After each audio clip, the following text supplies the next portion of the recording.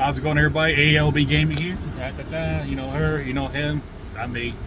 And we're going to the Glass Bottom Boat Tour in St. Marcos. San Marcos. Is that better? San Marcos. That's what we see so far. It may or may not be fun. Leo, is it going to be fun? Maybe. Mama? Yes. Here we go. Let's go.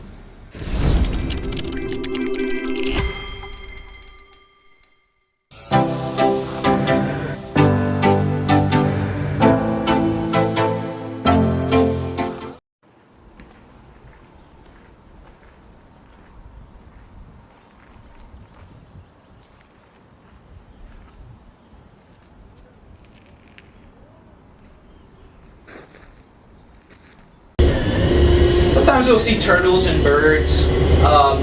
Y'all are definitely going to see a turtle on the door. I'd be surprised if y'all don't. There are a lot of them? There's a lot, yeah. There's a lot of turtles.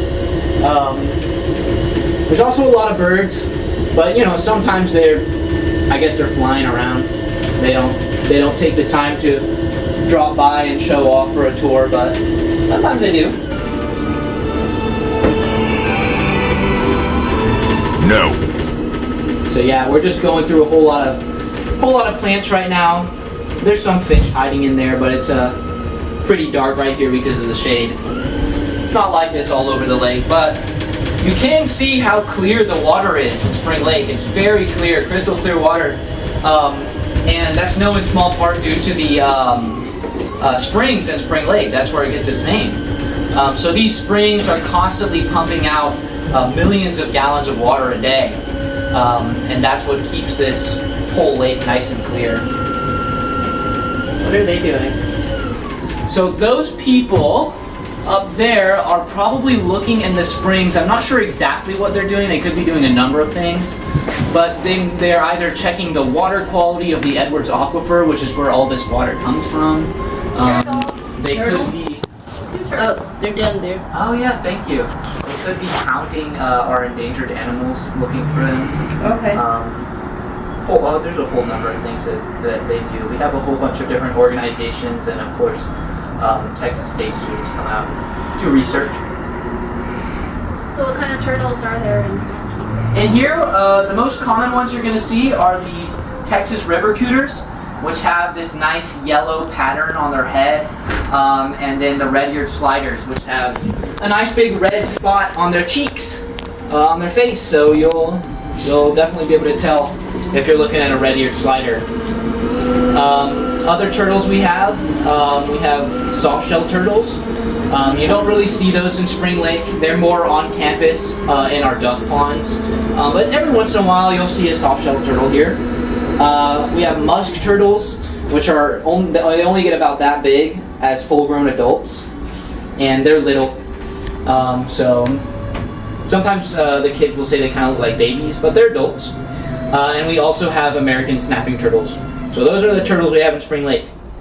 All right. So what we're looking at right here is the first spring in Spring Lake, right at the headwater. This spring is called Crater Bottom. And you'll notice that white sand coming out from the entrance of that crack there, and it's kind of just spread out through the plants. So that there is white little limestone flakes that are coming from the aquifer underground. Now this is a high pressure spring, and the way that we kind of identify these high pressure springs is we look for how the water affects the things around it. So we're looking down here, you know, you might be able to see some gravel coming up from out of that rock as the water pushes out, or you might be able to see some plants waving around in the water. But this is a high pressure spring. It's a really good example of it. And then you see that little sunfish down there. I was going to say there's a fish down. Yeah, the fish, they like to stay in front of the springs because every once in a while a little bug or a salamander or anything like that will get shot out from the aquifer, will get shot out of the springs, and the fish will just sit there and wait for something to come out so they can eat it, basically. Yeah, there's a bunch of them. What a hell of a way to go. Yeah. It's like freedom! Hi! yeah. You know. Yeah, there's a bunch of big fish over here. Yeah, the springs are kind of like little fast food restaurants for the fish. Those big fish over there are what looks like to be largemouth bass. So then the spring stays at a fairly constant temperature because it's a spring?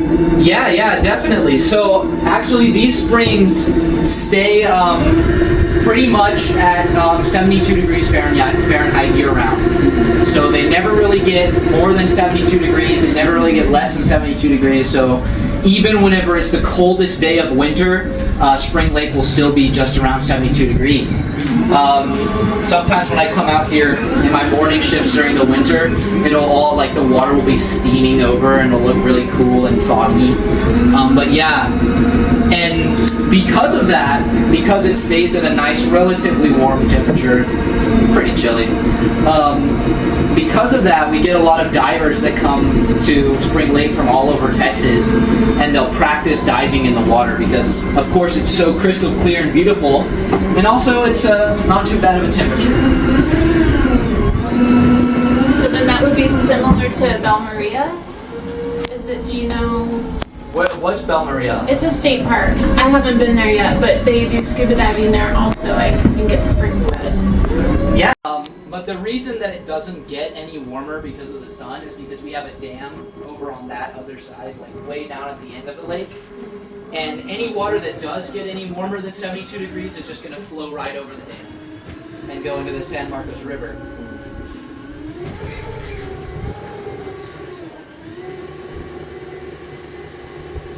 This big tan building over here is called Spring Lake Discovery Hall or Spring Lake Hall. It's kind of it used to be a hotel, a big hotel, back when we were a place called Aquarina Springs.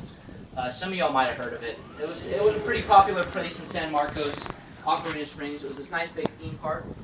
It was built in 1929, that building was, to be a luxury resort. But then it kind of turned into a whole bunch of other things. It kind of got sold multiple times. At one point it was a school. I believe it went back to being a hotel. But now, after it's been bought by Texas State University, it's more of a research hall, office where we can run the Meadow Center from. But on the bottom floor, what's really cool and a lot of guests don't know about is that there's a free aquarium, a little free aquarium that we maintain all the time. And it's just right where there should be some big blue banners behind that tree. So if you're done with the boat tour, and you're just itching for a little bit more aquatic plants and animals, go check out that aquarium. It's pretty cool. We have an eel in there named Rosa, and she's an American eel. She's very sweet. I feel like I'm the only one who's noticing that door has been left open. It's okay. That way the Wendigos don't come in. Yeah, he's been asking for that since this Grand Canyon trip we had. Yeah, we do have multiple Wendigos up in the hill country. So are you Luckily- lining up over these bubbles right here? Yes, that's what I'm hovering over. So these are low pressure springs here. It's not to see. They're different from the high pressure springs. As you can see, they kind of bubble.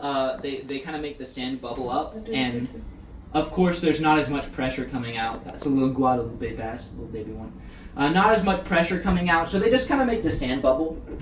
And it's really only pushing out about as much water as your kitchen sink would, so not that much pressure. But they're called salt and pepper. Usually we skip them, but I like to take my guests here because I just think they're cute. Alright.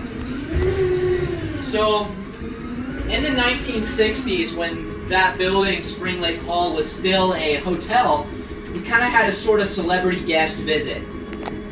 And this celebrity's name was Johnny Weissmuller. And he played the live-action Tarzan. He also helped produce the yell that Tarzan does in the Disney movies. He was kind of a celebrity. Anyways, he came to Spring Lake and he came on a boat tour. And the boat driver came across this spring that we're just about to get to. It's a high pressure spring.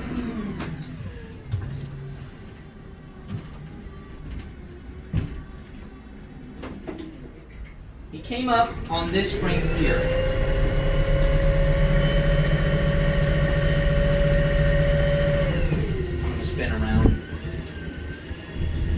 wind is not cooperating with me today.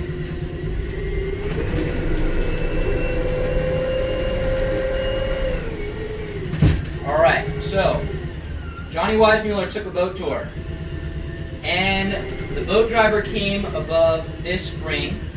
You might be able to see some of the white sand. It's a little bit dirty right now, but that's okay. You can still see the white sand. You can still kind of see where those bricks are. That's kind of where the water's coming out. So the boat driver came over to this spot, and I don't know what Johnny Weissmuller was thinking, but he looked down into the water. Oh, by the way, Johnny Weissmuller was an Olympic diver. That's kind of important to the story. He looked down at the spring and he thought, I think I could get a drink of water from that. I think I could dive down there and get a drink of water straight from the spring. And the boat driver was like, well, it is clean water, but please don't jump off my boat right now. I'd be really angry. But, you know, Johnny Weissmuller didn't listen, and as the story goes, he jumped off the boat and he dived down to the spring and he tried to get a drink from the spring opening. Now, we don't really know what happened after that. What has been told from boat driver to boat driver is that he wasn't able to do it because he was kind of on the older side, out of his prime, you could say. And the water was flowing at his face really strong, especially back then. So he came back up to the top, he looked at the boat driver, and he's like, yeah, I wasn't able to get a drink of water. I'm sure he was real embarrassed. And the boat driver was like, yeah, you know, we were hovering over, we were looking at you. And I'm sure he got in a lot of trouble. But I guess he didn't get in too much trouble because we decided to name the spring after him. So this spring here is called Weissmuller.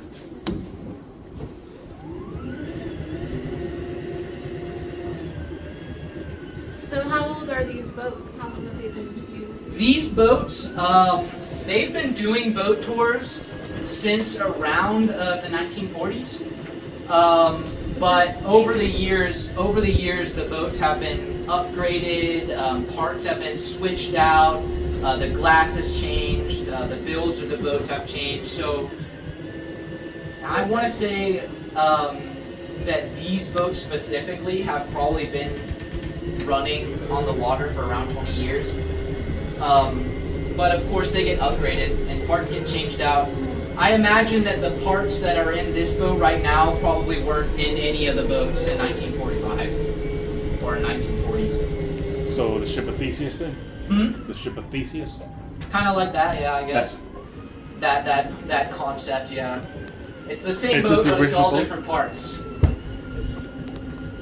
Which one is the real boat?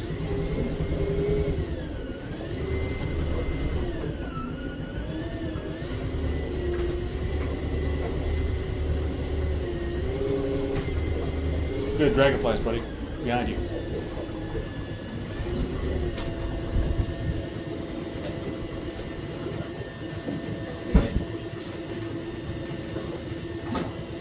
Alright, over on this side, this is an area we call Turtle Town. And that's because, for some reason, a whole lot of turtles like to hang out in this area. I see 'em, yeah. So there's going to be Texas river cooters, red-eared sliders hanging out over here. Sometimes there's a snapping turtle, but today it looks like there's just some red-eared sliders and river cooters. There's some big turtles. Yeah, they like to get out onto the rocks and onto the logs. I imagine they just like this spot because it's a good place for them to sunbathe, a good place for them to rest. At the top? No, there's a fish right there. It's so tiny. Oh, Not that much. he'll get ate.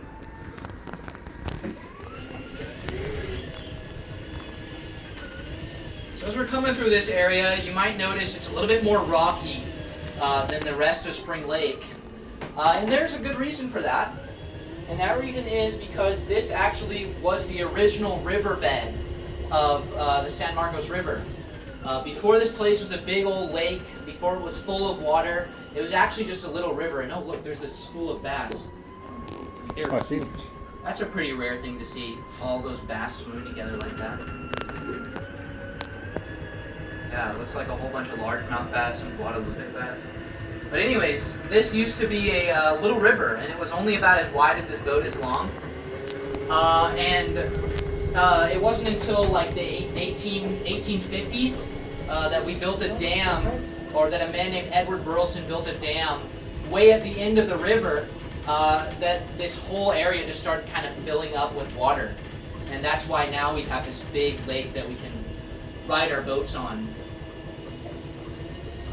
There was a fish back there just a minute ago that was like a camo pattern. Oh, was it like long and kind of had like black spots on it? Yeah, it Black had like spots? black spots on it. That's cool. I wish I could have saw that. I wish I spotted I that. pointed to it. Yeah. He I was in the middle of talking. He actually looked like part of the vegetation. Yeah, they do. They camouflage with the vegetation. Those fish. So, what you saw was a spotted gar, and they're long. They have these long noses, these beautiful flowing tails, and these lovely spots on them. I'll keep my eye out, and maybe we'll see another one I can hover over. I just barely saw him because his face was down in the plants. That's what they do. Their tail it flows around like the plants do. So when they're frightened, they'll swim and they'll push their heads into the plants, and they'll just kind of try their best to look like a plant.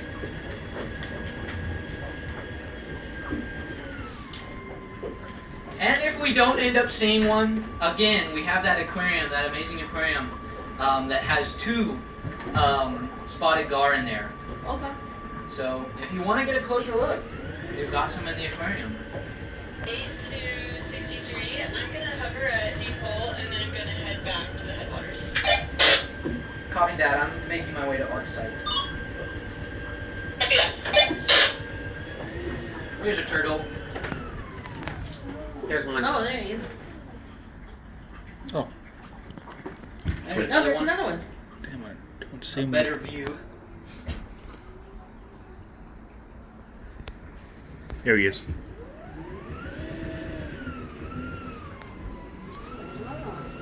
I always have such a hard time telling if it's a red-eared slider or a Texas river cooter because I have a certain color blindness that makes it hard for me to tell between green and blue. So whenever I look at them, or green and red, so when I look at them, I don't see that big bright red spot on their cheek, on their face. And so the kids will be pointing at them being like, how do you not see that? I'm like, I don't know. I don't see what y'all are pointing at. But yeah. Luckily, I can tell what a snapping turtle looks like. They look scary. There's a small skull fish. Oh, there's another turtle. He's coming to the boat. Thank you. I'll see him. He was going to attack. Oh, there's another one coming to the boat over there.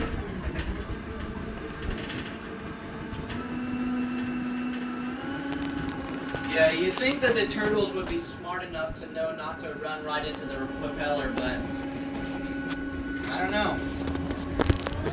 There's a happens. little fish. Oh, there's a turtle right there. Yeah.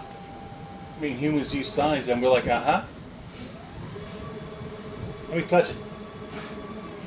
He wants to. He's gonna touch the boat. Now, the funny thing about whenever the propellers hit the turtles is it actually does more damage to the boats, and the turtles just kind of like get hit and they're like, whoa, what the heck was that? They don't really get hurt very bad when the boat hits them. It's really more of the boat.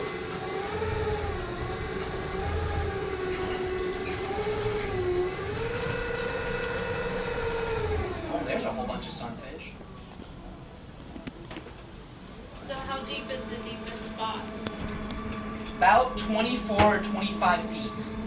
And I'll show y'all that in a little bit. But first, I want to show y'all this. Should be a PVC pipe. Started a home in those in that PVC pipe, and you know we don't want to scare them. We don't want to mess with their home, so we just leave it there. And it's really not doing any more harm than a rock would. So that's why it's there. All right, so I'm sure y'all noticed it got a little bit deeper here. This is the deepest part of Spring Lake, which we named Deep Hole, very creatively. So there's some high pressure and low pressure springs here, and you'll notice there's like this big rock overhang that's kind of crack in the earth almost, it looks like. I had a little girl earlier say it kind of looked like it's the entrance to a cave, and that's actually exactly what it is. So you'll see that white limestone sand kind of like in Weissmuller and Crater Bottom, where all that water is flowing out. So that's a high pressure spring there. And there's lots and lots of high pressure springs that are going all the way throughout this crack in the earth. The crack is called the Balcones Fault, by the way.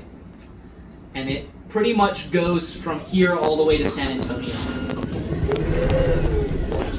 This is an extra science class for you. No, that was propeller. Yeah, that was propeller. I hope it's at least a fun science class. It's a little bit more interactive than sitting in a class and listening to a lecture. My actual school actually starts next week. Yeah, Oh, really?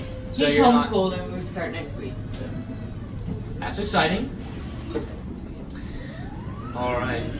Give you another view of these high pressure springs. There's one there and one there. What's funny is sometimes you'll see a fish swim in front of the springs, and because of the pressure of the water, they'll kind of get pushed back. See, it's not as endangered as the San Marcos salamander and the Texas blind salamander, but it's called the fountain darter, and they're just these little teeny tiny pretty fish that sit on the bottom of the water and or at the bottom of the lake, and they'll just kind of scoot around. They don't float like regular fish do. They just kind of, it almost looks like they're crawling. But you can see those in the aquarium as well. And these endangered species, they really can't be found anywhere else in the entire world. So that's one of the reasons that this place is federally protected. 63 for docking assistance.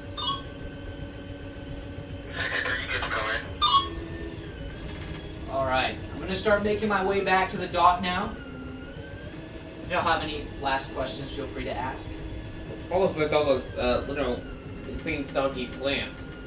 The plants? The beanstalky plants. Oh, okay. So those plants, those are called Sagittaria or arrowhead, and there's a whole lot of them over in that area especially. And the turtles, they like to hang out in the plants, and you know, my manager calls that area the turtle forest. But yeah, it's just Sagittaria. It kind of looks like blades of grass almost. That's what was up with those plants. All right, we're coming up to the end of our tour here now. Remember, there's a lot of other stuff to look at here while you're at the Meadow Center, so if you have the time, of course, go check out that aquarium. It's just going to be to the left after you get off the boat. And if you're more interested in staying outside, that wetlands boardwalk is to the right. Other than that, if y'all would like to leave a tip, that would be greatly appreciated, but of course, not required. I'm just going to But you don't have to take us back then, right? Yeah, if y'all don't give me a tip, I'm not taking y'all back to the dock. That's the way to do it. No, I'm joking. I'm going to try my best to get into the dock. There might be a little bump, so just...